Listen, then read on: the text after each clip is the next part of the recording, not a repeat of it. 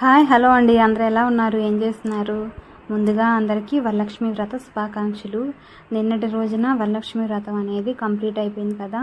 ఉదయాన్నే అయితే లేచి 5:30కే లేచానండి. అంతకంటే ముందు మెలకు రాలేదు. ఎందుకంటే మిషన్ దగ్గర వర్క్ ఎక్కువ ఉండటంతో నైట్ అయితే వేడి వల్ల ఒళ్ళంతా నిద్ర పట్టదండి నైట్ నాకు చాలా. అందుకని నేను లేచేసరికి లేట్ అయిపోయింది, 5:30 అయింది. ఇంకా బయట అంతా కడిగి ముగ్గులు వేసుకుంటున్నాను. ఫస్ట్ అయితే ఇంకా మనం ఏ ఫెస్టివల్ అనే కాదులేండి, ఉదయాన్నే ముందు లేచినాక ఫస్ట్ నేను బయట కడిగి ముగ్గు వేసినాక ఇంకా వంట పని అనేది స్టార్ట్ చేస్తాను. అందుకని ముందు బయట ముగ్గులు అనేది వేసి ఇంకా బయట అంతా పసుపు అది పెట్టుకొని ముగ్గులు వేసుకునేసరికి చాలా టైం అయిపోయింది. ఇంకా నేను గిన్నెలు కడుక్కొని బట్టలు ఉతుక్కొని చాలా పనులే ఉంటాయి. ఏ పని ఆపుతాం చెప్పండి? మనం పూజ చేసుకుంటా కూర్చున్నామంటే బట్టలన్నీ ఆగిపోతాయి. గిన్నెలన్నీ ఇంకా పాచి పని అనేది ఎదురు చూడకూడదు కదా, మనం విడిచిన బట్టలు అవన్నీ ఎదురు చూడకూడదు కదా.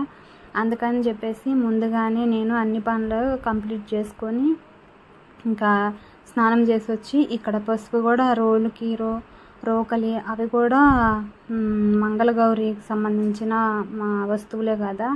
అందుకని అన్నిటికీ పసుపులు రాసేసి గడపకు కూడా రాసేసాను. చాలా పనులే ఉండేయండి నాకు, బోల్డ్ పనులు.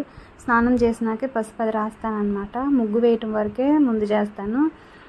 ఇంకా అయిపోయింది, ఇక పూజ చేసుకోవాలి. బయట పనులన్నీ కంప్లీట్ చేసుకున్న తర్వాత ఇక్కడ మాట్లాడదామని చూశాను కానీ వాయిస్ అనేది కట్ అవుతుంది. అందుకని మాట అనేది కట్ చేశాను అనమాట. ఇంకా మా సాయి కూడా చక్కగా స్నానం చేస్తాను, తల స్నానం చేసి వచ్చాడు.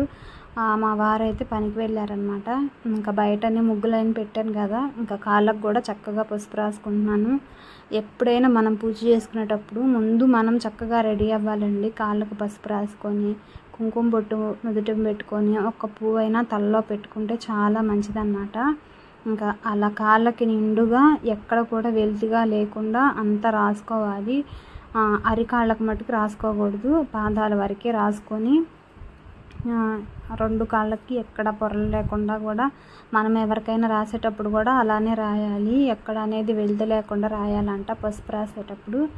అందుకని నేను ఎప్పుడు పూజ చేసినా ఫస్ట్ నేను చక్కగా రెడీ అయ్యి దేవుణ్ణి అలంకరించుకొని పూజ అనేది చేసుకుంటాను. అందులో ఈరోజు లక్ష్మీదేవి పూజ చేయటం కదా, మనమే లక్ష్మీదేవిలాగా రెడీ అవ్వాలి.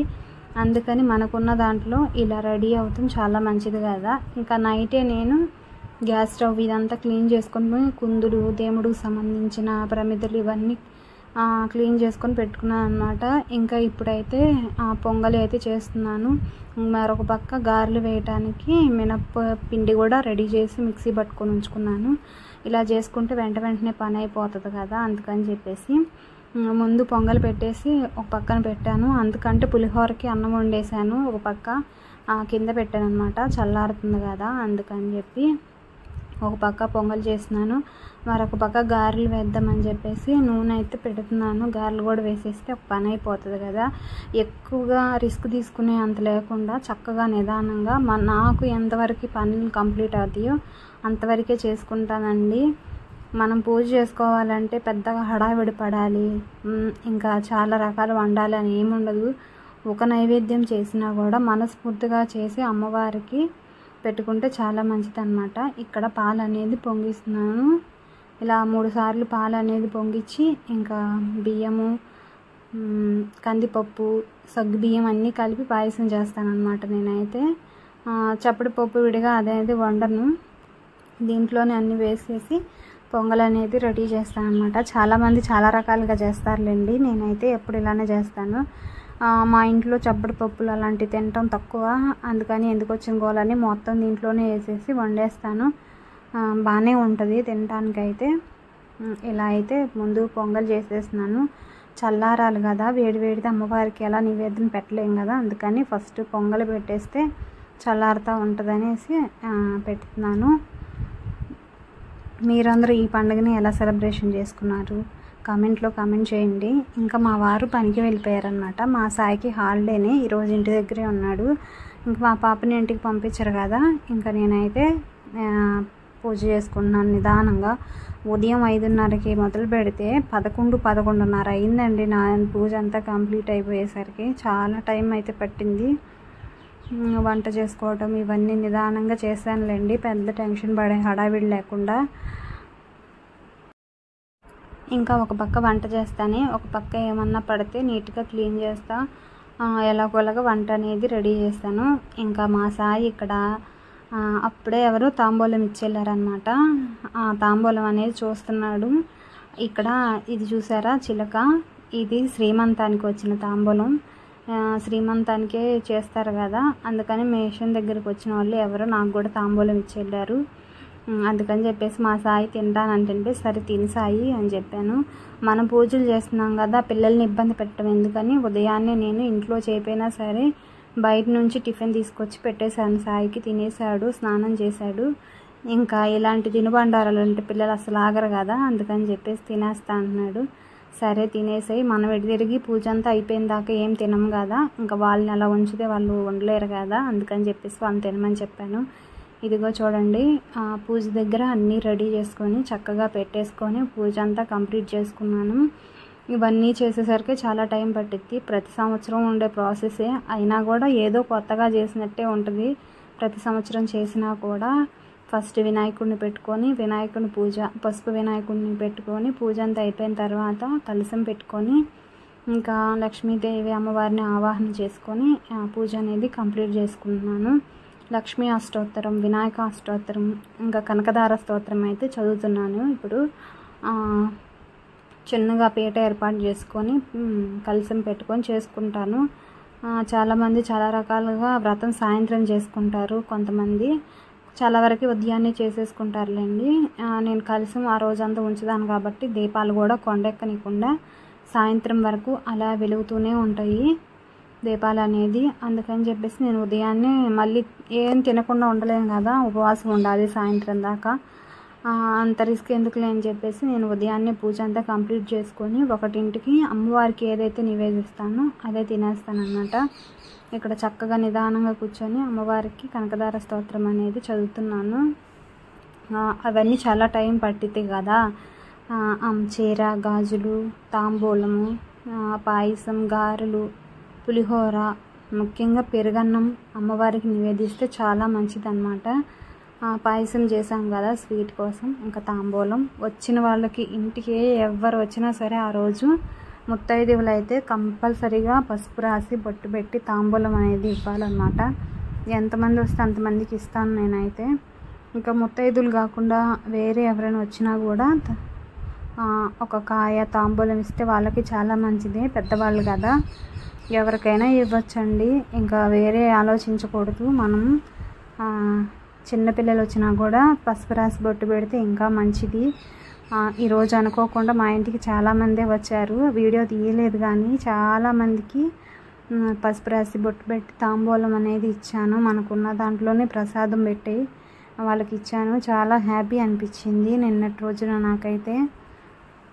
ఇంకా కనకదార స్తోత్రం అంటే చాలా పెద్ద లెంతీగానే ఉంటుంది కదా, మా సాయి అయితే వీడియో అంతా తీసి పెడుతున్నాడు. నాకైతే ఈ వీడియో తీసింది నేను చూసుకోలేదు, వీడియో అంతా తీసాడనమాట. సరే దీంట్లో అప్లోడ్ చేద్దామని చెప్పేసి చేస్తున్నాను.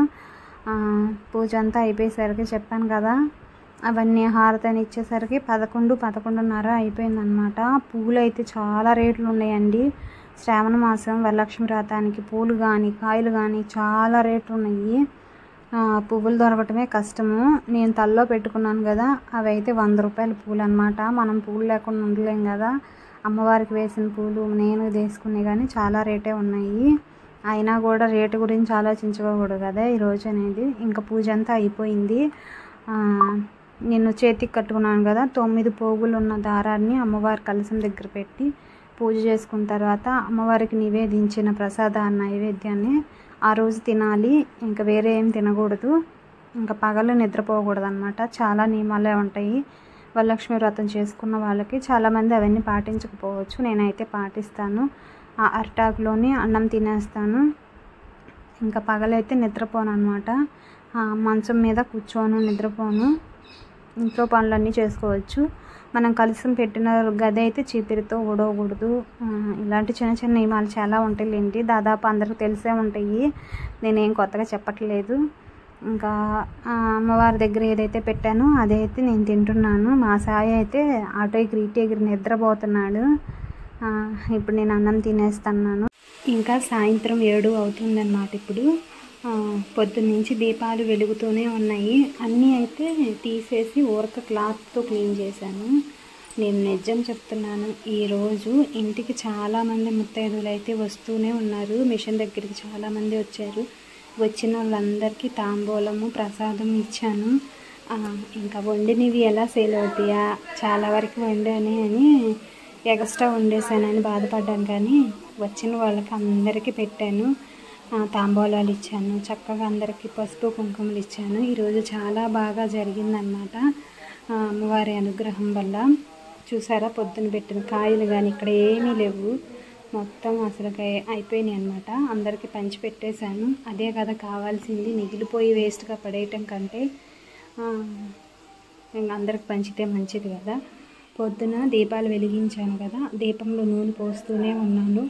వాష్రూమ్కి వెళ్ళినప్పుడు స్నానం చేయాలి, లేకపోతే దీపాలు పొద్దునుంచి నైట్ వరకు వెలుగుతూ ఉంటే చాలా మంచిది. ఎందుకంటే మనం కలసం పెట్టుకున్నాం కదా, అందుకని చెప్పేసి ఇప్పుడు మళ్ళీ స్నానం చేసి ఏదైనా నైవేద్యం పెట్టేసి మళ్ళీను పూజ చేసుకుంటే ఈరోజు అమ్మవారికి పెట్టిన కలశానికి పూజ అయిపోయినట్లే. ఇంకా రేపొద్దున కలశం కదిలించుకుంటే సరిపోయిద్ది అనమాట. ఇప్పుడు మళ్ళీ వంట చేస్తున్నాను అనమాట. వంకాయ ఫ్రై అయితే చేస్తున్నాను. మా వారు మధ్యాహ్నం భోజనానికి ఇంటికి కూడా రాలేదు, అందుకని చేస్తున్నాను. పొద్దున్నుంచి ఇంకా పూజ ఇవన్నీ సరిపోయినాయి కదా.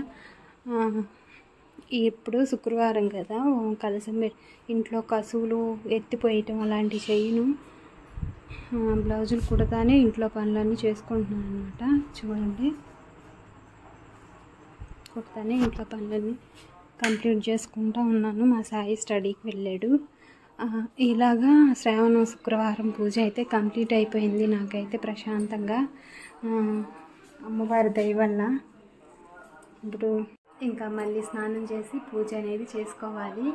ఇదండి మా ఇంట్లో జరిగిన వరలక్ష్మి వ్రతం సింపుల్గా. నచ్చితే లైక్ చేయండి, మన ఛానల్ని సబ్స్క్రైబ్ చేసుకోండి. Bye bye. మరొక వీడియోలో మళ్ళీ కలుసుకుందాం. బాయ్.